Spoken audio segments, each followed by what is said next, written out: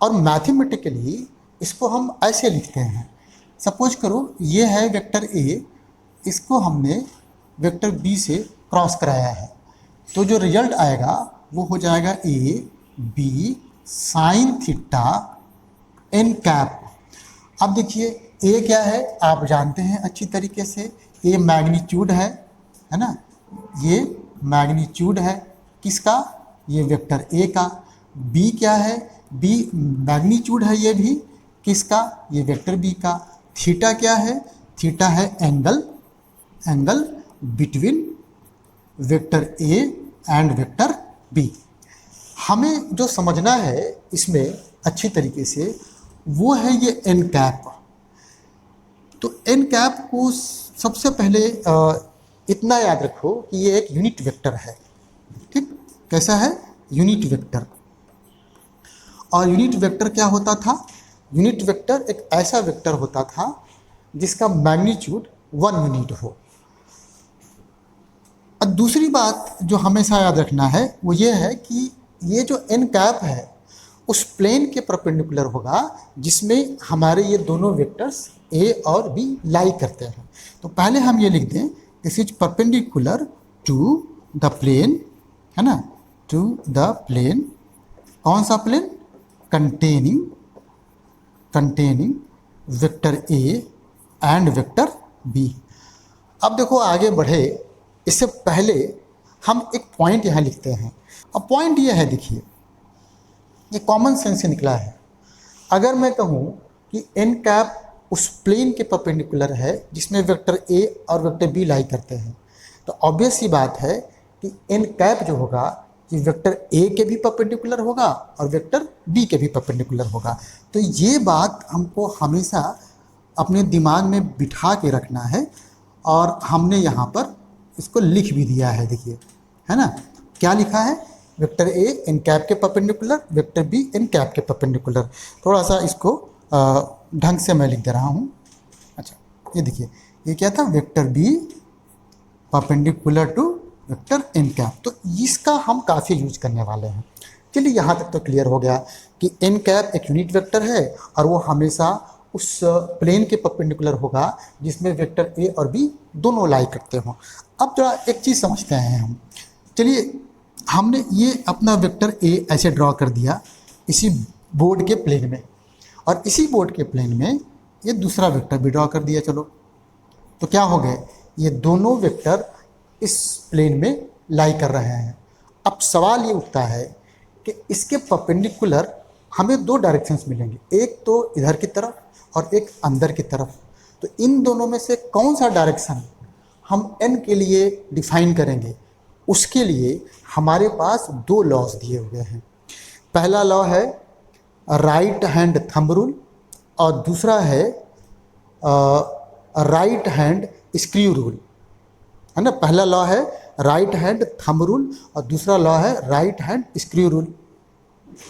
तो पहले मैं लिखूं यहाँ पर, ये क्या है, sense of direction, sense of direction of n cap is given by कौन कौन से रूल थे, ये दो रूल थे, मैं थोड़ा यहाँ लिख देता हूँ। एक रूल है राइट हैंड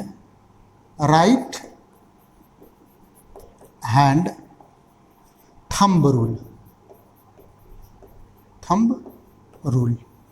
और दूसरा है राइट हैंड स्क्रू रूल। जब आप क्वेश्चंस स्टार्ट करेंगे तो आपको ये रूल करने में बहुत मज़ा आएगा, ये आपको बड़ा आसान लगेगा ये वाला।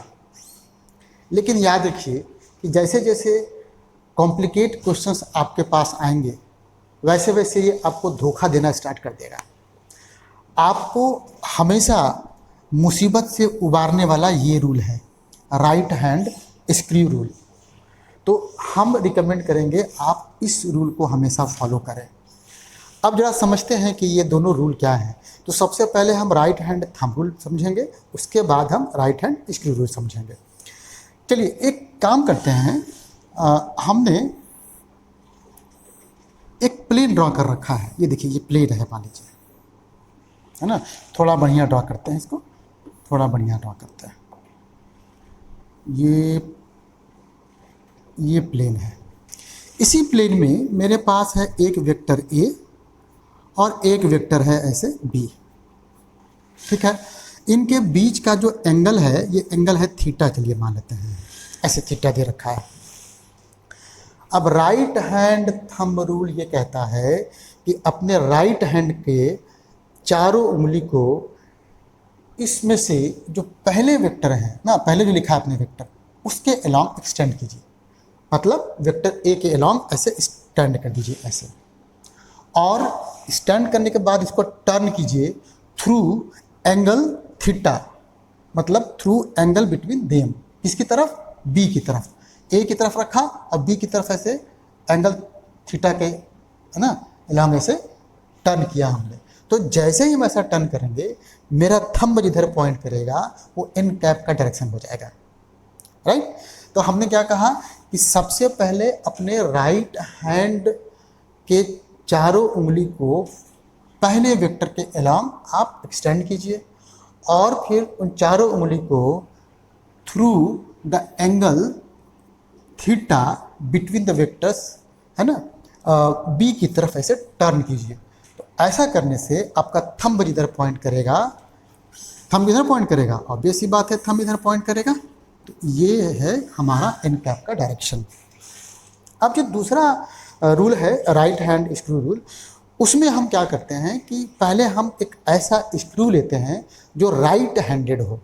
अब राइट हैंडेड स्क्रू का क्या मतलब है? राइट हैंडेड स्क्रू जनरली हमारे घरों में होता है, और उसमें होता ये है कि जब आप स्क्रू को, देखिए ये स्क्रू का टिप है, स्क्रू को ऐसे रख के एंटी क्लॉकवाइज घुमाते हैं, एंटी क्लॉकवाइज, तो ये स्क्रू खुलता है और टिप ऊपर की तरफ जाता है ना, राइट। तो इसको हम ऐसे दिखा देते हैं, देखिए ये हम दिखा दे रहे हैं आपको, ये ऐसे जब आप घुमा रहे हैं एंटी क्लॉकवाइज तो स्क्रू खुलता है, ऐसे कह लीजिए आप। लेकिन जब क्लॉकवाइज घुमाएंगे, क्लॉकवाइज ऐसे, ये ऐसे घुमाएंगे ना ऐसे, तो ऑब्वियस सी बात है कि ये स्क्रू बंद होगा, ठीक। राइट हैंडेड स्क्रू क्या है? जब हम स्क्रू को एंटी क्लॉकवाइज घुमाते हैं तो स्क्रू हमारा खुलता है और टिप ऊपर की तरफ जाता है, और जब हम इसको क्लॉकवाइज घुमाते हैं तो स्क्रू बंद होता है और वो उसका टिप जो है नीचे की तरफ जाता है। अब इसी बेसिस पर यहाँ पे देखो क्या करो, यहाँ पर दोनों वेक्टर का जो कॉमन टेल पॉइंट है वहाँ पर अपने राइट हैंडेड स्क्रू को रखो, और पहले वेक्टर से दूसरे वेक्टर के थ्रू, पहले वेक्टर से दूसरे वेक्टर की तरफ थ्रू एंगल थीटा ऐसे टर्न कराओ। तो ऐसे टर्न कराओगे, है ना, इसको ऐसे टर्न कराओगे, और ऐसा करने से तुम्हारे स्क्रू का टिप जिधर जाएगा वही एन कैप का डायरेक्शन होगा। तो यहाँ पे भी देखो, जब हम इसको ऐसे कराएंगे टर्न, ऑब्वियस सी बात है कि ये इधर ही एन कैप पॉइंट करेगा। तो दोनों लॉ एक ही है ना, लेकिन कॉम्प्लिकेटेड क्वेश्चंस में इस लॉ को अप्लाई करना आसान हो जाएगा, ये थोड़ा हमको कंफ्यूज कर देगा, हम शायद इसको अप्लाई ना कर पाएँ। इसलिए हमने पहले भी रिकमेंड किया है और अभी भी रिकमेंड करते हैं कि आप राइट हैंड स्क्रू रूल को ले करके चलेंगे। तो यहाँ तक हमारा क्लियर हो गया, राइट। अब हम थोड़ा इसकी प्रॉपर्टी पे चलते हैं। देखिए प्रॉपर्टी बहुत आसान है। यहाँ हमने देखिए क्या लिखा, हमने लिखा A cross B equals to A B sine theta n cap. और थोड़ा सा क्लैरिटी के लिए मैं दोबारा से ये पिक्चर बना दे रहा हूँ। ये हमारा प्लेन था जिसमें हमारे वेक्टर्स थे, वेक्टर ए, और ये था वेक्टर बी, और है ना ये हमारा एन कैप था, ये बीच का एंगल था थीटा। थोड़ा समझने के लिए हमने बना दिया है। एक बात बताइए कि जो थीटा है, दो वेक्टर के बीच का एंगल थीटा, वो 0 से स्टार्ट करके 180 के बीच में हो सकता है। 0 डिग्री से स्टार्ट करके 180 डिग्री के बीच में हो सकता है। और उस केस में साइन थीटा हमेशा पॉजिटिव होगा, क्योंकि हम लोग जब बेसिक मैथमेटिक्स कर रहे थे तो हमने ये पढ़ा था कि साइन थीटा फर्स्ट क्वाड्रेंट में और सेकेंड क्वाड्रेंट में पॉजिटिव होता है। तो इसकी वैल्यू 0 तो हो सकती है लेकिन नेगेटिव नहीं हो सकती, 0 या 0 से ज़्यादा होगा। ठीक, ये पॉजिटिव हो गया। ये क्या है, ये तो मैग्नीट्यूड है, ये भी पॉजिटिव हो गया, ये भी पॉजिटिव हो गया। तो ये सारा, ये तीनों चीज़ हमेशा पॉजिटिव रहेगा। और जब हम यूनिट वेक्टर कर रहे थे तो हमने आपको बताया था कि जो यूनिट वेक्टर का कोफिशिएंट हुआ ये वाला, यही हमारे वेक्टर का मैग्नीट्यूड हो गया। तो ये हो गया मैग्नीट्यूड। मैग्नीट्यूड किसका मैग्नीट्यूड, इसका मैग्नीट्यूड।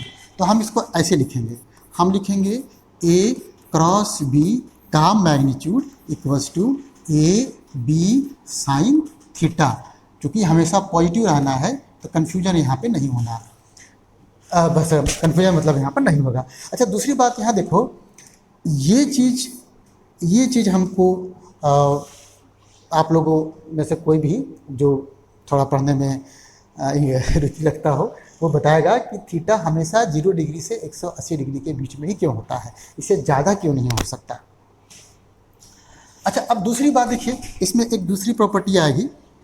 अगर मैं ए क्रॉस बी को वापस से लिखूं तो ये तो A B sine theta n cap हो जाता है।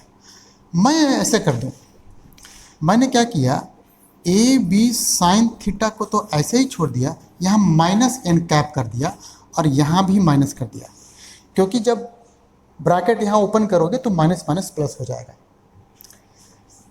अब जरा देखो, इसको ऐसे लिखो, इसको क्या लिख सकते हो, इसको लिखोगे बी क्रॉस ए। क्यों, यहाँ से देखो, जब तुम बी की तरफ अपने चारों उंगली को रख करके, है ना, ए की ओर टर्न करोगे तो थंब तुम्हारा नीचे की तरफ पॉइंट करेगा। जब थंब तुम्हारा नीचे की तरफ पॉइंट करेगा तो इसका इधर यूनिट वेक्टर, जैसा कि आप जानते हैं, माइनस एन कैप होना चाहिए। तो ये हमारा बी क्रॉस ए हो गया। क्या बना मेरे पास फार्मूला, मेरे पास फार्मूला ये बना कि भाई अगर मेरे लिए एक ए क्रॉस बी ऐसे वेक्टर दे रखा है, मैं ए और बी के पोजीशन को आपस में इंटरचेंज कर दूँ, है ना, बी और ए आपस में देखिए इंटरचेंज कर दिया, तो उसके बदले में हमें माइनस साइन लगाना पड़ेगा। ये भी काफ़ी इम्पोर्टेंट कॉन्सेप्ट है, इसका भी हम लोग न्यूमेरिकल करते समय बहुत तगड़े से यूज करने वाले हैं। तो यहाँ तक आपको क्लियर हो गया, आपका ए क्रॉस बी का मैग्नीट्यूड पता चल गया, उसका डायरेक्शन पता चल गया, ये भी पता चल गया कि A cross B equals to minus B cross A हो गया। अब थोड़ा हम एक प्रॉपर्टी और पढ़ेंगे। प्रॉपर्टी ये है कि जैसे अभी हमने पढ़ा कि ए क्रॉस बी का अगर हम बात करेंगे तो ये हमारे पास आएगा ए बी साइन थीटा। अब देखो, ये जो मैग्नीट्यूड है भाई, मैक्सिमम कब होगा और मिनिमम कब होगा। सबसे पहले बात, ये हमेशा पॉजिटिव होना है, तो इसका मतलब मिनिमम वैल्यू होगा हमेशा 0। ठीक, मिनिमम वैल्यू 0 ही हो सकता है, नेगेटिव नहीं हो सकता है, ये 0 होगा। कब कब होगा, देखिए इसके भी दो केसेस हैं। पहला केस ये है जब वेक्टर ए और बी कैसे हैं, एक दूसरे के पैरेलल हैं। और दूसरा केस है कि जब वेक्टर ए और वेक्टर बी, है ना, एक दूसरे के एंटी पैरेलल हैं, एंटी पैरेलल हैं।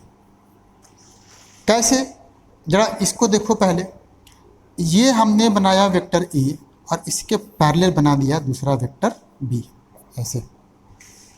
अब बताइए ए और बी के बीच का एंगल कितना बनेगा, ए और बी के बीच का एंगल बनेगा 0, है ना, ये बनेगा 0 डिग्री। और साइन 0 डिग्री की वैल्यू कितनी होती है, साइन 0 डिग्री की वैल्यू होता है 0।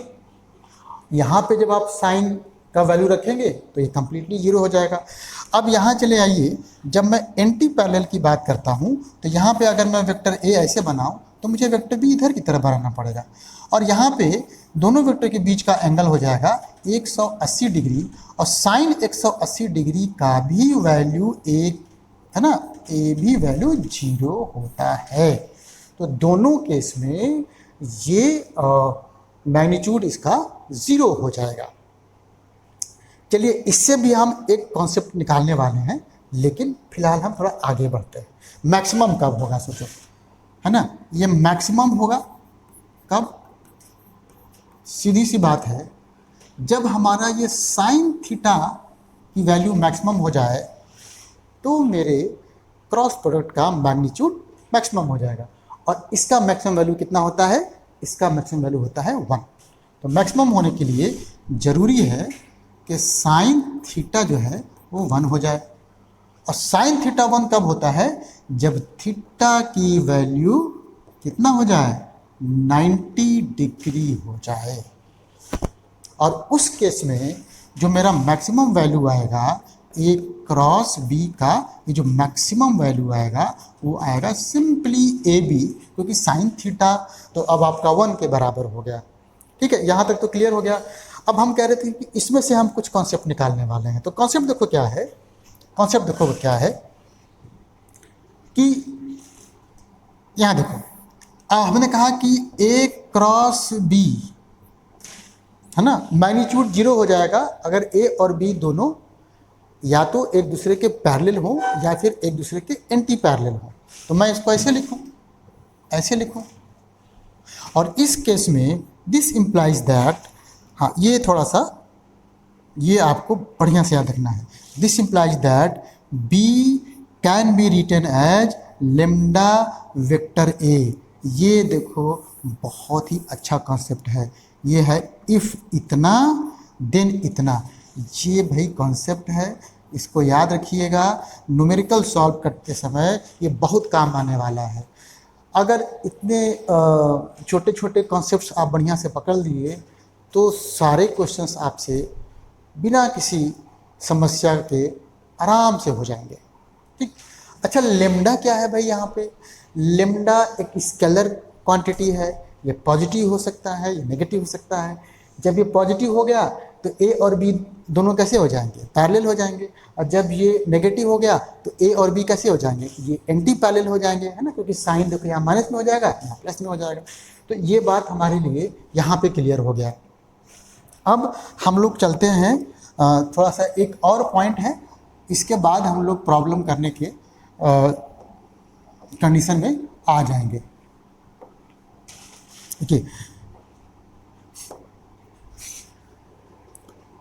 देखिए हम लोगों ने पीछे एक कोऑर्डिनेट सिस्टम पढ़ा था, ये याद होगा आपको। ये देखिए कोऑर्डिनेट सिस्टम पढ़ा था हम लोगों ने ऐसे। ये क्या है? ये एक क्यूबॉइड है और चलो हमने इसको मान लेते हैं ओरिजिन, और इसको बढ़ा के कर देते हैं हम एक्स एक्सिस। इसको बढ़ाकर हम मान लेते हैं वाई एक्सिस।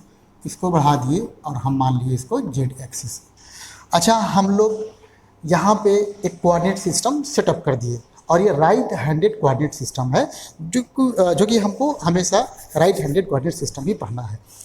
अब हम लोग ये भी जानते थे कि एक्स एक्सिस के अलोंग एक यूनिट वेक्टर हुआ करता था आई कैप, और इसके अलोंग एक यूनिट वेक्टर होता था जे कैप, इसके अलोंग एक यूनिट वेक्टर होता था के कैप। ये आपको याद है। और हम ये भी जानते हैं कि ये जो एंगल हुआ एक्स एक्सिस और वाई एक्सिस के बीच में वो है 90 डिग्री।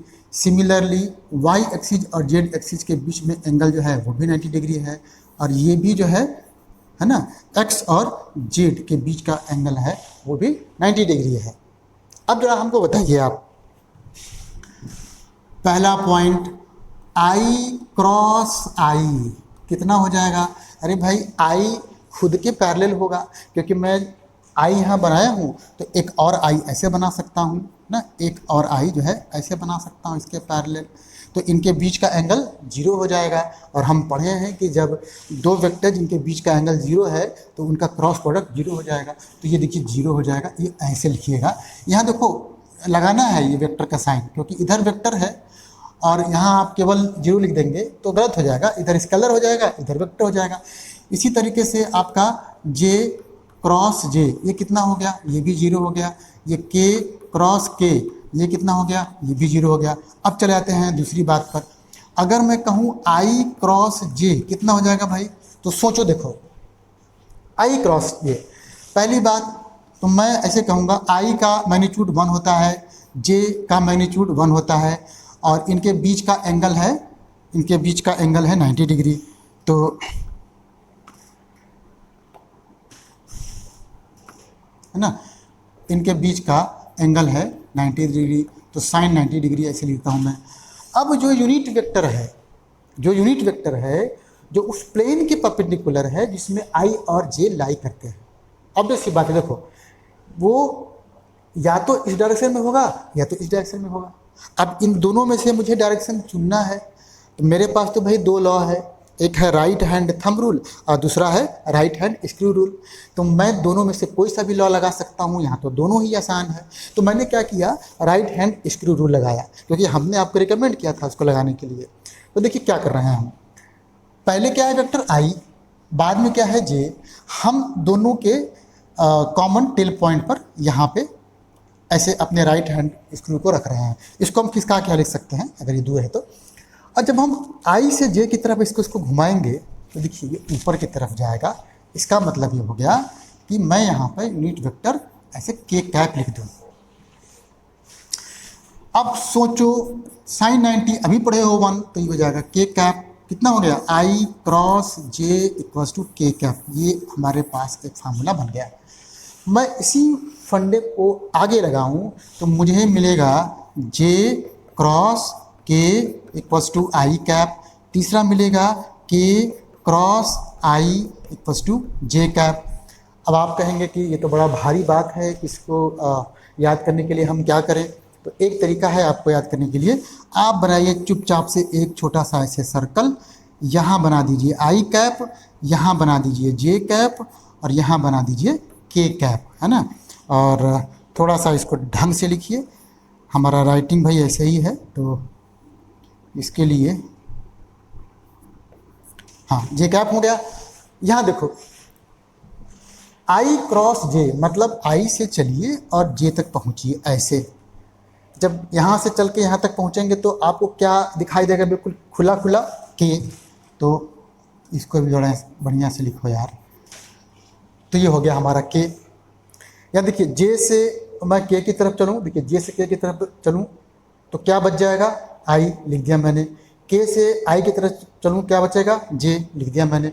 और अगर इस ऑर्डर के अनुसार न चल करके उल्टा चलता हूँ मैं, सपोज कीजिए कि मैं i क्रॉस k करता हूँ, सपोज कीजिए ना, ये सपोज करो, क्या सपोज करो कि मेरे को i क्रॉस k करना है।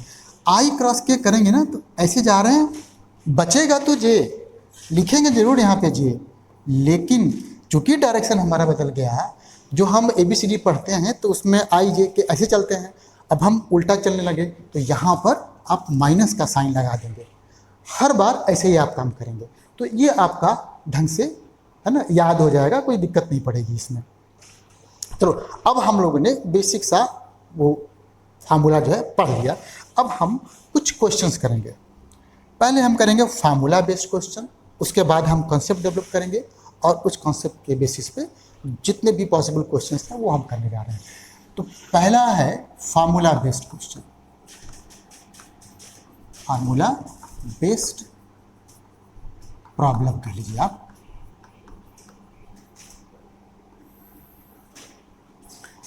पहला प्रॉब्लम बहुत आसान है। Let a particle has velocity, मान लीजिए एक वेलोसिटी है इसका 2i कैप मीटर पर second, and it is located at position मान लीजिए r है, ये 2i cap plus 3j cap अब हमको निकालना क्या है, फाइंड आर क्रॉस भी। बहुत सिंपल सा है ना, सिर्फ अपने फार्मूले को कैसे हम अप्लाई कर सकते हैं उसके लिए है। देखो यहाँ पे क्या है, हमको निकालना है आर क्रॉस भी। कितना आसान है, आर की वैल्यू है सॉरी ये 2i cap plus 3j cap cross ये 2i कैप। हाँ, हमने क्या किया, हमको आर क्रॉस भी निकालना था, पहले हमने आर की वैल्यू रखी, बाद में भी की वैल्यू रखी। अब क्या करेंगे, जब हम ब्रैकेट ओपन करेंगे तो इससे इसमें मल्टीप्लाई होगा। कितना हो जाएगा देखिए, पहले इस नंबर को मल्टीप्लाई करो, इस नंबर को, ये दो कितना हो गया 4। फिर ये करोगे आई क्रॉस आई, सीधा मल्टीप्लाई नहीं करना है, ये क्रॉस को इसके साथ मल्टीप्लाई करना है। प्लस देखिए है ना, ये प्लस साइन था तो प्लस लिख दिया हमने। अब अगली बार क्या करोगे, अगली बार इस 3 को इससे मल्टीप्लाई करोगे तो 3 × 2 हो जाएगा। फिर ये जे क्रॉस आई हो जाएगा। यहाँ देखिए आई क्रॉस आई कितना हो गया, ये तो 0 हो गया, तो 4 को 0 से मल्टीप्लाई करोगे तो ये तो 0 हो जाएगा। प्लस यहाँ देखो ये 6 हो गया। और जे क्रॉस आई हम अल्फ़ाबेटिकली जो डायरेक्शन है मतलब ऑर्डर है उसके ठीक अपोजिट चल रहे हैं, तो क्या हो जाएगा जी, ये -k हो जाएगा, है ना। तो फाइनल हमारा आंसर हो जाएगा -6k कैप, ऐसे कुछ आंसर हो जाएगा। यह है क्वेश्चन नंबर 2। सपोज करो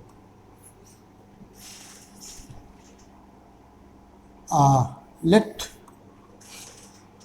ए charge Q is projected in a magnetic field, मान लीजिए B, ये 14i कैप है with velocity v two j cap. Find q v cross b, इसकी वैल्यू निकालना है आपको। कोई भी कर लेगा इसको, कोई भी, है ना। q को मान लेते हैं हम 1 कूलम। तो देखिए क्या करना है हमको, पहले तो हम इसकी वैल्यू रख देंगे 1 कूलम, और हम इसको ऐसे लिख सकते हैं, देखिए ऐसे, ये चुपचाप से आप इसको ऐसे लिख दीजिए। अब क्या करेंगे, v की वैल्यू रखेंगे। कितना है v की वैल्यू, b की वैल्यू है 2j कैप क्रॉस b की वैल्यू है 14i कैप। कितना आसान है, पहले हम लोग क्या करते हैं, पहले हमने कोफिशिएंट को मल्टीप्लाई करना होता है। तो 14 2 जा 28, ये हो गया आपका j क्रॉस i, और j क्रॉस i अभी पढ़े हैं आप। और अगर मान लीजिए भूल रहे हैं तो आप बिल्कुल ऐसे लिखिए, यहाँ हमारे पास कितना है i कैप, यहाँ पे कितना है j कैप, यहाँ पे कितना है k कैप, और देखो j क्रॉस i जा रहा है, उल्टा जा रहा है ना, ये ऐसे जा रहे हैं, क्लॉकवाइज जा रहे हैं। जब क्लॉकवाइज जाते हैं तो नेगेटिव कर देते हैं, तो पहले तो नेगेटिव कर दिया मैंने, और j i यहाँ पे है, क्या बचा है k, तो ये हमारे पास ये आंसर आ गया। ठीक है, तो दो वेक्टर का क्रॉस प्रोडक्ट करने के लिए हमको दो सिंपल एग्जाम्पल के थ्रू समझने में ना काफ़ी आसानी हो गई। लेकिन यहाँ पे देखिए b में एक ही टर्म था, v में एक ही टर्म था, या एक दो टर्म था। कई बार ऐसा होगा कि जो b होगा वो b x i cap plus b y j cap plus ना b z k कैप के फॉर्म में होगा। आपका v भी इसी तरीके से v x i cap plus v y j cap plus v z k cap के फॉर्म का होगा। तो वहाँ पे हम लोग अगर ऐसे एक एक टर्म करने लगे तो काफ़ी समय जाएगा। तो उससे ना बचने के लिए हम अब एक कॉन्सेप्ट यहाँ पर आपको देने जा रहे हैं।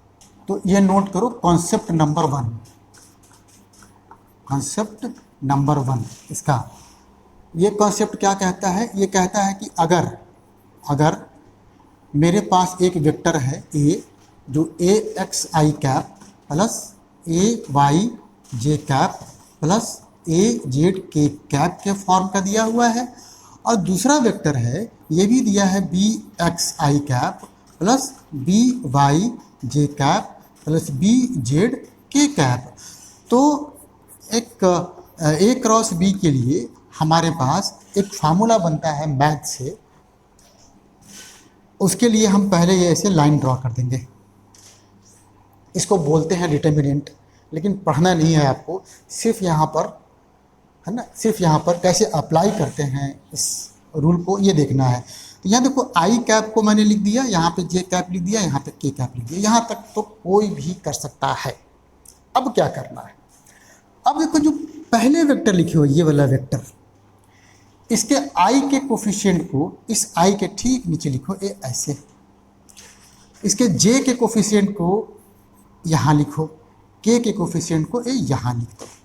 इसी तरीके से जो ये बच गया, इसके आई के कोफिशिएंट को आप यहाँ लिख दो, जे के कोफिशिएंट को यहाँ आप लिख दो और के कोफिशिएंट को आप यहाँ आराम से लिख दो। यहाँ तक भी हो गया। अब देखो क्या करना, अभी हमारे पास अब गेम चालू हो गया है, मेन काम। अब देखो हम बनाएंगे ऐसे ब्रैकेट और पिछवा लिख देंगे ऐसे आई कैप, फिर लगाएंगे माइनस, फिर एक और लगाएंगे ब्रैकेट और पीछे लिखेंगे जे कैप, फिर और लिखेंगे प्लस और ये ब्रैकेट और ये के कैप। नोट कीजिए, पहला ब्रैकेट लगाया आई के साथ, फिर माइनस साइन किया, फिर दूसरा ब्रैकेट लगाया जे के साथ, फिर प्लस साइन। मतलब यहाँ अगर प्लस है, जो कि है ही छुपा हुआ है, तो प्लस माइनस प्लस ऐसे लिखेंगे पहले तो।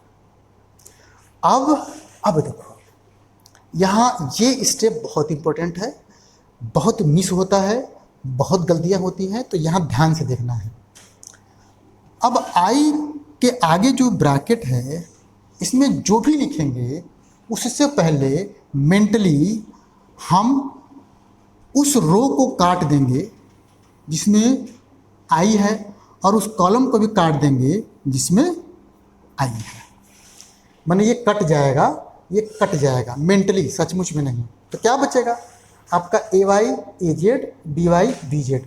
आप चुपचाप से इसको ऐसे ना आपस में इसको मल्टीप्लाई कर दीजिए। तो ये जब मल्टीप्लाई करेंगे ये आपका ए वाई आएगा, बी जेड आएगा माइनस, अब इसको भी मल्टीप्लाई कर दो ऐसे, तो बी वाई आएगा, ए जेड आ जाएगा। तुम्हारा आई का कोफिशिएंट अब कंप्लीट हो गया। ठीक है, अब देखिए जिस तरीके से आई के कोफिशिएंट को लिखते समय आई के रो और कॉलम को आपने काट दिया था, उसी तरीके से जे के आगे के कोफिशिएंट को लिखते समय आप जे के कॉलम और रो को काट देंगे, है ना। जब काट देंगे तो देखो क्या बनेगा, तो जब आप इसको काटेंगे ऐसे, इसको काटेंगे, आपका बचेगा क्या चीज़, A x A z, B x B z. थोड़ा यहाँ लिख देता हूँ मैं, A x A z, B x B z. अब वापस ऐसे मल्टीप्लाई करो, हमेशा है ना इस डायगोनल को मल्टीप्लाई करते हैं, इसको प्रिंसिपल डायगोनल बोलते हैं। अच्छा, जब इसको मल्टीप्लाई करेंगे तो यहाँ मेरा आ जाएगा, यहाँ आ जाएगा A x B z minus B, अच्छा हाँ ये वाला भी ना, इसको ही मल्टीप्लाई करना है, तो जाएगा बी एक्स ए जेड। यहाँ पे देखिए जिस तरीके से अभी तक आप करते आए हैं वैसे ही आपको करना है। आप इस कॉलम को और इस रो को वो काट देंगे तो आपका ये मल्टीप्लाई बचेगा, ये हो जाएगा आपका ए एक्स है ना, बी वाई माइनस, देखिए इसको मल्टीप्लाई करेंगे बी एक्स ए वाई, तो ये हो गया बी एक्स ए वाई, और बन गया आपका फार्मूला। सीधा सीधा अगर आप इतना कर लेते हैं तो इन दोनों वेक्टर का क्रॉस प्रोडक्ट सीधा निकल गया हमारे पास। अब अभी मान लेते हैं कि मेरे पास एक वेक्टर है ए और ये है आई कैप प्लस जे कैप, और दूसरा वेक्टर है बी। सपोज करो इसको हमने आई कैप माइनस जे कैप ऐसे लिया है। सिंपलेस्ट काइंड ऑफ वेक्टर्स हम ले रहे हैं, हमको सिर्फ अपने फंडामेंटल को समझना है। कैलकुलेशन वाला पार्ट आपके जिम्मे, हम सिर्फ उतना ही या वैसा ही एग्जाम्पल लेंगे जो आसानी से हम कर पाए। तो देखिए ए क्रॉस बी क्या था फार्मूला हमारे पास, पहले हम ऐसे दो लाइन ड्रॉ करते थे और चुपचाप से आई कैप जे कैप के कैप इतना लिख देते थे। फिर क्या करते थे, फिर हम पहले वेक्टर का जो i का कोफिशिएंट है यहाँ पे 1 ये यहाँ लिखते थे, जो j का कोफिशिएंट है इसको यहाँ लिखते थे। k का कोफिशिएंट तो है ही नहीं, जब k का कोफिशिएंट नहीं है तो इसको बड़े प्यार से ऐसे लिख सकते हैं 0k कैप। जहाँ कोफिशिएंट नहीं है वहाँ आप ऐसे बना दीजिए, आप लिख दीजिए 0। इसमें भी आप ऐसे ही कर देंगे, है ना। अच्छा अब क्या बचा, अब ये बचा, इसमें i का कोफिशिएंट यहाँ भी 1 है, j का कोफिशिएंट ये -1 है, राइट, और ये हो गया 0। अब क्या करना था, याद है आपको, आपको ये ऐसे लिखना था, है ना, ये ऐसे लिखना था, ऐसे लिखना था, लिख दिए भैया ये तक हम। अब i के आगे के ब्रैकेट में जो भी लिखेंगे उससे पहले i के इस रो को काट देंगे, कॉलम को काट देंगे। यहाँ बचा 1, तो आप 1 और 0 से मल्टीप्लाई करेंगे, 1 और 0 से मल्टीप्लाई करेंगे माइनस, और -1 और 0 से मल्टीप्लाई करेंगे, 0 इंटू -1। अच्छा इसी तरीके से j वाले को से काटेंगे, तो यहाँ भी 1 0 1 0, तो 1 इंटू 0 -1 इंटू 0। अब इसको फाइनली काट दिए, ये हो गया कितना 1 इंटू -1, 1 इंटू -1 माइनस ये हो गया 1 इंटू 1, तो 1 इंटू 1 को हम सीधे 1 भी ले सकते थे। यहाँ देखो ये तो पूरा पूरा 0 हो गया, ये 0 ये 0, तो ये 0 हो गया, ये हो गया 0। यहाँ भी देखिए 0, यहाँ भी 0, यहाँ क्या बचा, ये -1 और ये -1, तो हो गया -2k कैप। ये हमारा हो गया -2k कैप। कितना आसान है ना। इसको प्रैक्टिस, आपके पास जो डीपीपी है उसमें बहुत सारे क्वेश्चंस दे रखे हैं, उस सारे क्वेश्चंस 2-3 बार प्रैक्टिस कर जाओ, क्योंकि कई बार है ना इसमें फंस सकते हैं अगर आप प्रैक्टिस कम करते हैं तो। ठीक है, तो हम अब अगले क्लास में मिलेंगे, आज के लिए इतना ही, बाय।